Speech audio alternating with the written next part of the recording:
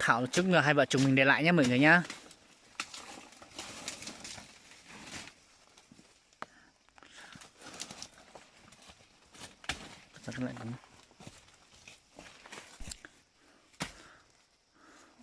Ui to chưa, giống Thảo thật sự rất to luôn mọi người. Ui rồi, to dã man luôn. Ôi to thật sự luôn đấy.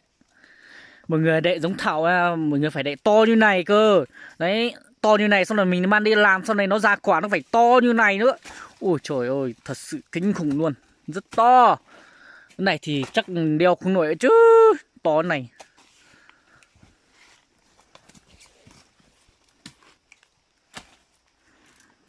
Đó, nhiều này nhá mọi người nhá. Đó, đây. Đó, chặt cái giống Thảo này. Đó. Mình chặt cái quả xong là mình phải chặt cái cây già đi thôi nhá mọi người nhá. Không để lại cây già đâu. Mình phải chặt đi. Đó, mình phải chặt cây già đi. Cây già này bây giờ này nó cũng ra quả này thì nó cũng chết đi thôi mọi người ạ. Xong là mình không để lại được, mình chặt nó đi. Còn lại cái cây non của nó sau này nó già thì nó lại ra quả tiếp, xong lại mình chặt tiếp, nó lại ra, nó lại mần, nó lại ra tiếp, chặt tiếp, cứ thế đi thôi mọi người nhá. Đó. Đệ giống phải đệ như này thì mới đáng để đệ nhá mọi người nhá.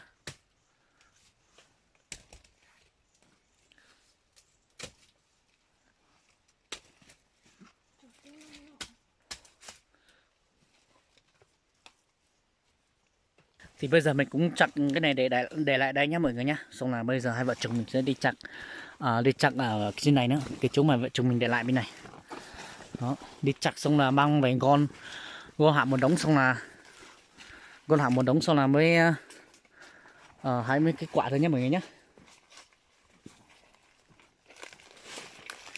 Thời tiết thật là lạnh luôn mọi người ạ. Bây giờ là tháng 12 mùa đông, rất là lạnh luôn.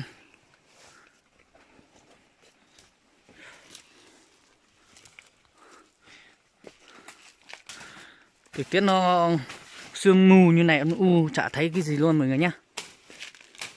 Đó, còn một cây mình để lại ở đây nữa.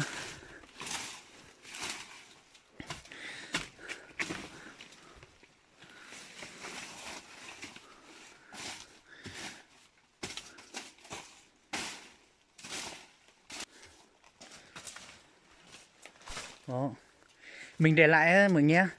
Nếu mình để lại giống thì mình phải chê nó đi nhá mọi người nhá. Nếu mà ai mà để giống thì không chê thì người ngoài ra ấy, người ta đi người ta đi qua người ta thấy kiểu người ta bảo là mình không thấy ấy, xong là người ta hãy luôn về ấy, mọi người nhá. Mọi người để giống mọi người phải chê nó đi.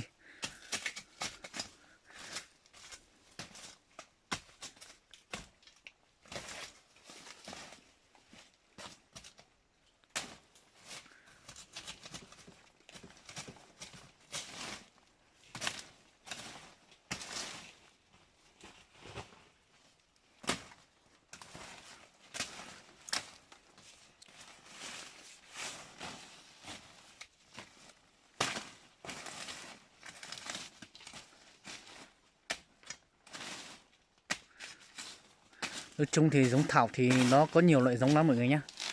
Phải để mấy cái giống khác nhau thì nó mới kiểu là để khác nhau, xong là nó cái này một này cái này nó được thì cái kia lại không được, cái kia được thì cái này lại không được đấy, ví dụ như thế. Mình đệ giống mà mình không phải đệ đúng một loại giống được đâu nha mọi người nhá. Mình phải đệ giống khác nhau đấy. Bây giờ mọi người xem nhá. Cái giống này nó khác cái giống vừa đấy mà mình cho mọi người xem nhé. Cái giống này nó nhỏ nhá, nhỏ nhưng mà nó đẹp lắm mọi người ạ. Đấy, nó nhỏ nhưng mà nó đây kìa, nó nhỏ nhưng mà nó quả nó chặt chẽ này luôn nhá mọi người nhá.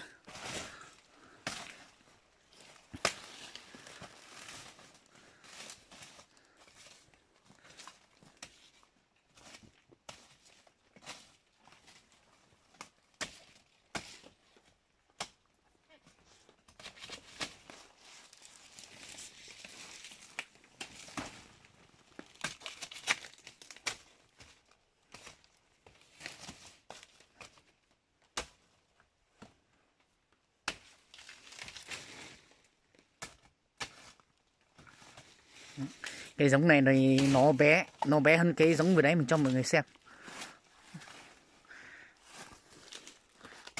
Giống nó khác nhau nhé, không phải giống nhau đâu nhé mọi người nhé. Đó, chặt riêng tại một chỗ, xong là cho vào bao, xong là mang đi gòn, xong là tí mình lái riêng cái quả thôi.